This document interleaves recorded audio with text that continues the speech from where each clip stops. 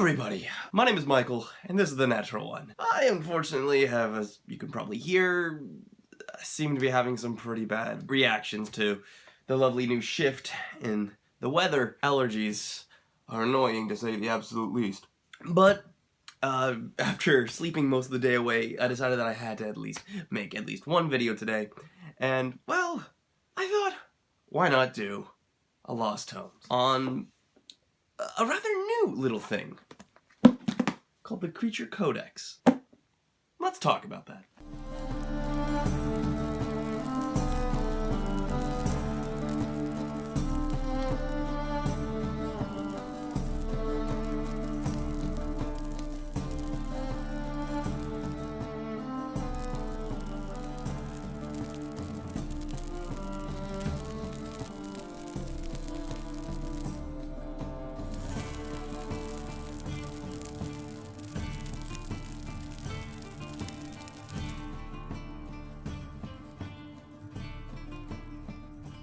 Now, for those of you that are unfamiliar with Lost Tomes, this is a series that essentially I go over obscure, old, or just simply lesser-known books for your local RPGs. I do a quick review on it, tell you what it's all about, and, well, you can decide whether you want it or not. Today, we are going over the Creature Codex. This came out actually during 2018, and is compatible for D&D 5e. It's actually an add-on created by Cobalt Press. It's the first time I've heard of them, to be completely honest, but it seems they're a small printing company, and they have made several other add-ons to the standard D&D formula for 5e, and including 3.5 as well. The Creature Codex essentially adds on to the monster manual, providing plenty of new foes and monsters to throw at your players, and to also throw off those power gamers that have been memorizing the stat blocks for everything. Now, if you think it's just an amalgamation of monsters that somebody cooked up in the back, you'll find yourself very surprised and very wrong. The book provides high-quality artwork and several monsters, and one of my more favorite parts of it is subdivisions of monsters you may already know. For example, originally in the D&D Monster Manual, there is only one stat block for vampires. That's kind of bland, isn't it? Not all vampires are going to be the same. There's going to be some vampires that are more battle-focused. There's going to be vampires that are more spell-focused. Or maybe if you're running an intrigue plot, you're going to find vampires that are much more politically savvy and able to shift things around. Well, the Creature Codex provides that. Starting with this lovely patrician, who is for those people that are doing that more political campaign, Vampire Priestess, and one of my personal favorites coming up next, the Vampire Knight. Each one is not just a copy with a few additions to the original monster, but actually has their own abilities. For example, the Vampire Knight has an ability called Channel Corruption, which recharges on a 5 to 6. Each living creature within 20 feet of the Vampire Knight must make a DC 17 Constitution saving throw,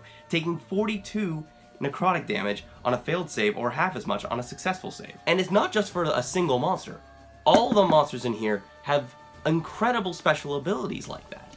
And it really spices up my games.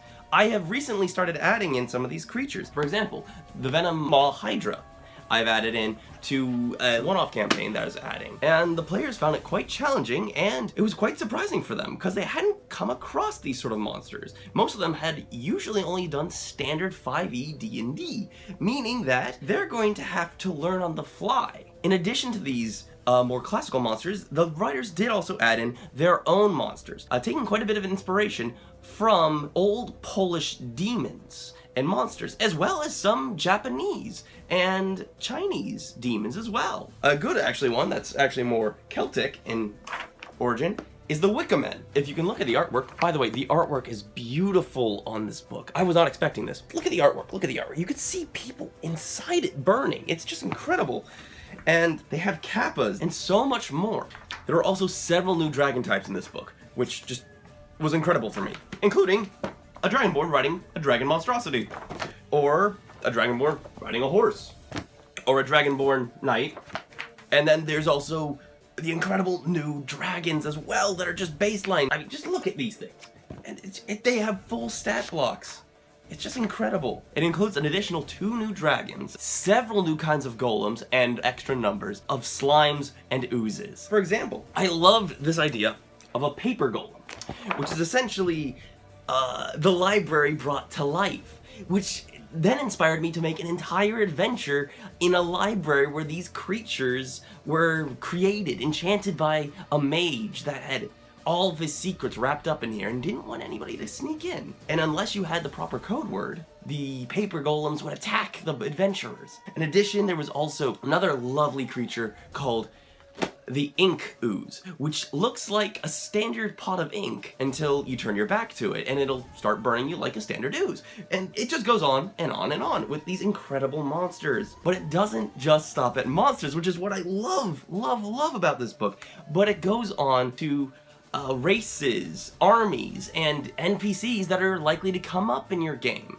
For example, battle mages, dwarven clerics, dwarven paladins, war priest, war champion, and in the back, a lovely little index. This book I received at my local game store up in Irvine, and I'll admit, it was pretty pricey to buy off the bat, but I just had to have it. Coming in at $55 for the full book. But look at this. This thing is thicker than the Monster Manual. About as thick as my Rogue Trader book. It has probably better crafted monsters than the Monster Manual in some cases.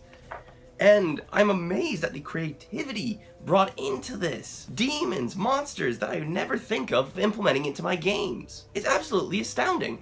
And then, on top of that, every so often you find a little gem, like this, a freaking polar bear warrior. Or, my personal favorite is the Cobalt section. Wait for it. I think we might just want to speed this up a little bit.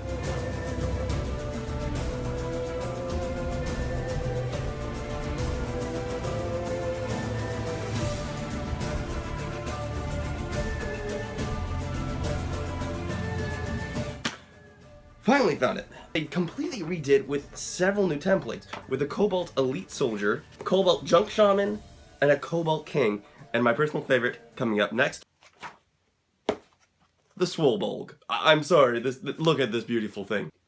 I'm adding it into my next campaign, I don't care. The Creature Codex is an incredible little DM helper. If the standard monsters and expansions are getting a little bit too expensive for you, or you're looking for something new to spice up your game, this is the thing to go with. I've had it for a good month or so now, month and a half, and I still haven't found all the monsters in it. I'm still reading through it, and it just makes me so happy every time I come across a new thing. If you need something, the Creature Codex has it for you. And the best part is that they also sell little cardboard cutouts of each one of these monsters, so that you can actually have a little miniature on your table. Granted, that goes for around, I think, another $35, but this is honestly a great buy. Go to your local game store, ask for it. If you can't find it there, look up on the internet. I've already found a couple places where you can buy it for a pretty reasonable price, too. Well, guys, we are growing pretty fast. I know the channel overall is rather small, but within the last week or so, we've been growing quite a bit, and I just want to say thank you to all the new viewers out there that have been here and been willing to support me in all this. Please, please, please, please just comment down below, tell me what you think. Do you have any tomes of yours, any old RPGs or whatnot that you are very fond of that have been kind of overlooked by the rest of society? I'd love to go over them. My name is Michael, this is The Natural One, and I hope to be seeing you in the next video. Have a good day.